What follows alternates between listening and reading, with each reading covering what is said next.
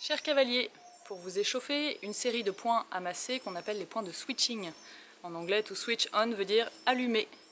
De la même manière qu'on allume un appareil électronique, on peut se rendre pleinement disponible avant de monter.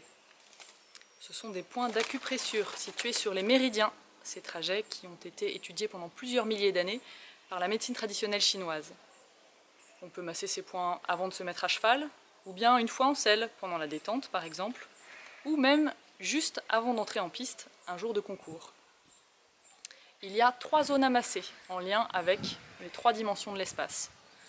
En premier, pour mieux coordonner la gauche et la droite de votre corps, massez d'une main les points situés sous vos clavicules, dans les creux de part et d'autre de votre sternum.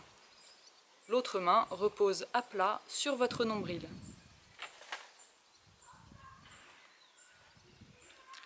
Au bout d'à peu près 30 secondes, inversez les mains. Pensez à bien respirer pendant que vous massez ces points. La pression exercée doit être assez forte, de la même manière que celle qu'on utiliserait pour masser un muscle douloureux. D'ailleurs, si ces points sont sensibles, c'est que c'était nécessaire. Ensuite, pour connecter le haut et le bas de votre corps, massez d'une main les points situés juste au-dessus et juste au-dessous de votre bouche. L'autre main toujours à plat sur votre nombril.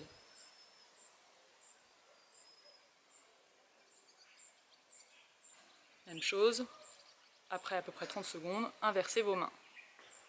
Si vous trouvez qu'on n'a pas l'air très malin quand on masse ces points, vous n'êtes pas obligé d'en faire une vidéo sur YouTube. Pour terminer, afin de relier l'avant et l'arrière de votre corps, massez d'une main votre sacrum, cette zone qui se situe tout en bas de votre colonne vertébrale. L'autre main toujours sur le nombril. Et bien sûr, vous inverserez les mains. Au cours d'une séance, vous pouvez tout à fait choisir de masser l'une de ces 3 zones en fonction de ce que vous souhaitez obtenir.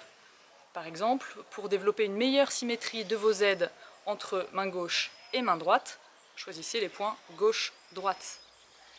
Si vous travaillez plus en lien avec la verticalité, que ce soit sur le plat ou à l'obstacle, par exemple si vous venez de monter vos barres, choisissez plutôt les points haut-bas. Enfin, pour mieux percevoir vos distances, travailler vos transitions montantes, descendantes ou même le reculer, choisissez les points avant-arrière. Voilà, c'est à vous!